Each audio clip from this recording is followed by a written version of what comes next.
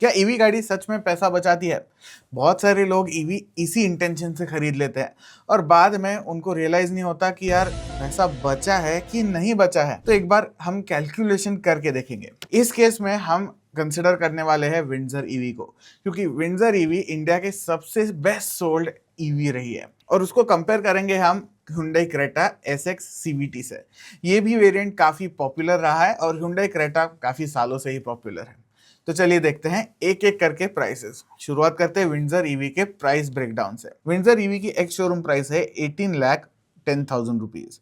इसमें आपको RTO charges नहीं लगेंगे क्योंकि ईवीज को ये एग्जेम्प्ट किया गया है। 80,000 का हम इंश्योरेंस पकड़ेंगे, 600 रुपए का फास्टैग, एक्सेसरीज हम मान लेंगे कि 20,000 रुपए के आप लगा लोगे और होम चार्जर अगर आपको खरीदना है तो लगभग 30,000 रुपए आपको देने पड़ेंगे। कुल मिलाकर इस गाड़ी की प्राइस आती है 21,40,600 पे। वहीं पर Hyundai Creta जो है वो 17,50,000 के एक शोरूम प्राइस पे आएगी। आरटीओ इस पे जरूर लगेगा 2,10,000 का।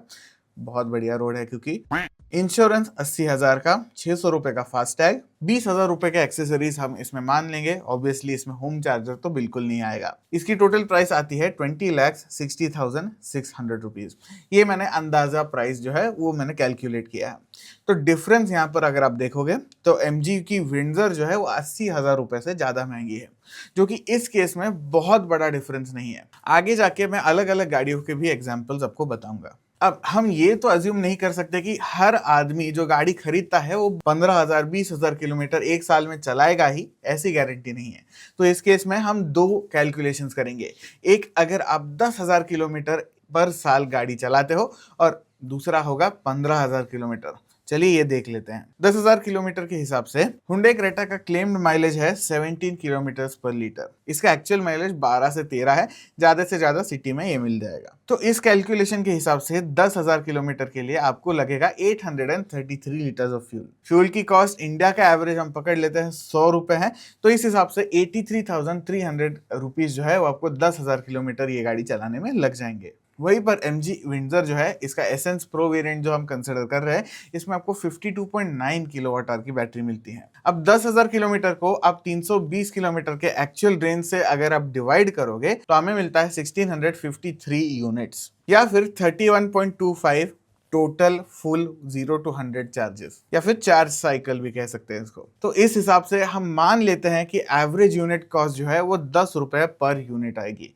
ये हम कंसिडर कर रहे हैं कि 80% आपने घर पे गाड़ी चार्ज करी है और 20% अपने फास्ट चार्जर पर। इसके मुताबिक आपको 16,531.2 रुपीज जो है वो ईवी के चार्जिंग कॉस्ट आएगी 10,000 किलोमीटर के लिए। सिमिलरली अगर आप 15,000 किलोमीटर गाड़ी चलाते हो तो क्रेटा में आपको 1,250 लीटर फ्यूल लगेगा।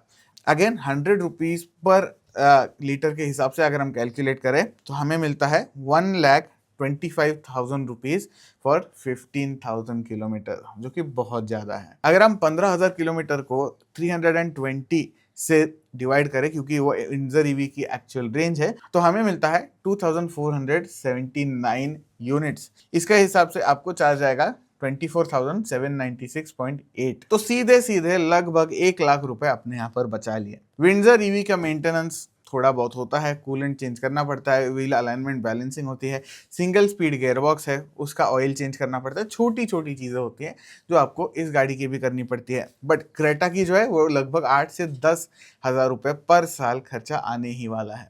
तो इस केस में इट मेक सेंस कि आप ईवी ही खरीद लो। सीधे सीधे आपका प्रॉफिट ही हो रहा है, एक साल में आपका काम हो जा रहा है। अगर आप 15,000 किलोमीटर चलाते हो, ज़्यादा से ज़्यादा एक साल 3 महीने में तो आपका काम हो ही जाता है अगर आप गाड़ी कम भी चलाते हो। इसके अलावा आपको MG विंडसर की बैच सिस्टम भी मिलती है, जिसका कैलकुलेशन मैंने नहीं किया है, बट अगर आप गाड़ी इससे भी कम चलाओगे तो इट मेक सेंस कि आप बैच सिस्टम वाली गाड़ी खरीद लो। वहाँ पर आपका प्रॉफिट ओवर टाइम बहुत ज़्यादा हो जाता है। बट ये क्रेटा और विंडसर की बात है। अगर वही चीज़ मैं टाटा नेक्सॉन की करूं, क्योंकि नेक्सॉन ईवी बहुत बिकती है, तो उस हिसाब से नेक्सॉन पेट्रोल जो है वो लगभग 2.5 साल बाद अगर आप 15,000 किलोमीटर चलाते हो तो आपकी गाड़ी ब्रेक इवन पॉइंट पे आ जाती है, जिसके बाद आपका फायदा ही फायदा है। अगर आप गाड़ी कम चलाते हो तो 3 से 4 साल भी लग जाते हैं आराम से, जिसके बाद आपका फायदा है। But that is a very delayed फायदा, नहीं लगता आपको? चलिए, मेरा काम है आपको अवेयर भी करना। एक दो चीजों के बारे में बात करते हैं पहली चीज, इंडिया में अभी भी इंफ्रास्ट्रक्चर नहीं है गाड़ियां चार्ज करने का। तो अगर आप एकदम से कहीं पर जाना चाहते हो तो आप नहीं जा पाओगे अगर आपकी गाड़ी में बैटरी नहीं है। अगर बैटरी है भी और बहुत ज़्यादा दूर जाना है तो you will have to find a charging station beforehand, ताकि आप आपका रूट प्लान कर सको। और ईवी के साथ यही सबसे बड़ी बात है कि आपको प्लानिंग करना पड़ेगा। Unplanned trips are very dangerous. Creta में या फिर कोई भी पेट्रोल डीजल गाड़ी के साथ आप कभी भी कहीं पे भी जा सकते हो, क्योंकि पेट्रोल स्टेशंस का नेटवर्क जो है वो बहुत ज़्यादा बड़ा है। अगर आप अपार्टमेंट में रहते हो तो ऐसी गारंटी नहीं है कि आप आपके अपार्टमेंट में गाड़ी चार्ज कर ही पाओगे। ऐसे भी हो सकता है कि आप नहीं कर पाओगे, बिकॉज आपकी जो सोसाइटी है वो आपको परमिशन ही नहीं दे रही। That plays a very big role. आपको जितना लगता है उससे भी बड़ा रोल यही चीज़ प्ले करता है। फिर आती है हमारी रीसेल की अनसर्टेनिटी। क्योंकि ईवी गाड़ियों की ज़्यादा डिमांड है नहीं, specially in the second hand market, तो यहाँ पर अभी भी हम बहुत ज़्यादा रीसेल वैल्यू नहीं देखते। गाड़ी जैसे ही शोरूम की बाहर जाती है 30-40% वैल्यू वहीं पर उस गाड़ी की चली जाती है, क्योंकि कस्टमर नहीं है, वो गाड़ी की प्राइस कम ही होनी है। ऑब्वियसली सप्लाई डिमांड ग्राफ है सीधे सीधे। और हाँ, बैटरी, सबसे बड़ी चीज तो बैटरी ही है। हर ईवी के साथ आपको बैटरी मिलती है। मैं नहीं कह रहा हूँ कि हर ईवी की बैटरी खराब ही होती है, बट हमने काफ़ी बार देखा है स्पेशली इंडियन मैन्युफैक्चरर्स के साथ कि बैटरी जल्दी ख़राब हो जाती है। और ख़राब होने के बाद आइदर वो कॉस्ट बहुत ज़्यादा करती है, सर्विस सेंटर में जाने के बाद गाड़ी वहीं पर पड़ी रहती है, या फिर रिप्लेस होकर आ भी जाती है बट वापस से ख़राब हो सकती है। मैं नहीं कह रहा हूँ कि होती है, but it is always at the back of your mind कि गाड़ी अगर ख़राब हो जाती है, बैटरी का खर्चा अगर आता है जो कि 4-5 लाख होगा, तो फ़ायदा ही क्या हुआ कि मैंने ईवी खरीदी। एंड यू आर राइट, मैं आपके मन में कीड़ा नहीं डाल रहा हूँ, बल्कि फैक्ट बता रहा हूँ कि ये होता है। हर गाड़ी के साथ, हर ओनर के साथ होगा ऐसे नहीं बोल रहा हूँ, इट इज़ अ पॉसिबिलिटी। दो जहाँ पर ये कॉन्स है वहाँ पर प्रोज भी है। पहली चीज़, रनिंग कॉस्ट बहुत ज़्यादा कम है कंपेयर टू पेट्रोल डीजल, जहाँ पर 8-10 रुपए पर किलोमीटर कॉस्ट आएगी आपकी। ईवी के आपकी 2 रुपए 1 रुपए के आसपास ही आती है ज़्यादा से ज़्यादा। सिटी ड्राइविंग एक्सपीरियंस ईवी का बहुत बढ़िया होता है, क्योंकि गाड़ी में इंस्टेंट टॉर्क होता है, आप एकदम से पिकअप ले सकते हो। अगर आपको ओवरटेक भी करना है तो एकदम से जा सकते हो। और ओवरऑल गाड़ी बहुत ज़्यादा स्मूथ है, जिसके वजह से आप ज़्यादा रिलैक्स रहते हो। और हाँ, क्योंकि ईवी में इंजन ही नहीं होता, कैबिन ओवरऑल बहुत ज़्यादा क्वाइट होता है। क्वाइट कैबिन मतलब आप रिलैक्स रहोगे, फटीग नहीं होगा, and at the end of the day आप गाड़ी से जब उतरोगे तब रिलैक्स ही रहोगे, हंसते खेलते बाहर आ पाओगे, प्रोवाइडेड गाड़ी भी कंफर्टेबल है, ऐसे ही नहीं रहोगे। और if everything goes well, long term savings EV के साथ बहुत ज़्यादा अच्छी रहेगी। तो फिर ईवी किसने खरीदनी चाहिए? देखिए, पहला ईवी का कस्टमर वो है जो डेली कम्यूट करता है।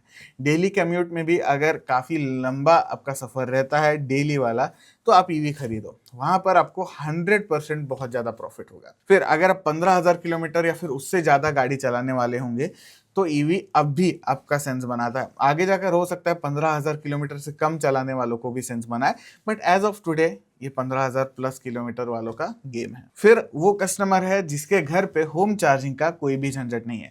आप कभी भी कहीं पे भी घर पे गाड़ी चार्ज कर सकते हो, एंड आपको कोई भी पड़ोसी वगैरह प्रॉब्लम नहीं देने वाला कि भाई इधर गाड़ी चार्जिंग को क्यों लगा रहे हो, यहाँ से वायर क्यों लेकर गए, ये वो आपको भी पता है क्या चीज़ें होती है। और वो कस्टमर जो लॉन्ग टर्म ईवी कंसिडर करने वाला है, क्योंकि देखिए जैसे मैंने बोला ईवी की रीसेल वैल्यू नहीं है। आप अगर लंबी गाड़ी रखने वाले होंगे और स्क्रैप होने तक में भी अगर आप रखने वाले होंगे, तब बहुत ज़्यादा सेंस बनाता है कि आप ईवी खरीद लो। बट अगर आप कहीं पे भी निकल जाते हो, एकदम से निकल जाते हो, तो पेट्रोल या डीजल कंसिडर कर लो।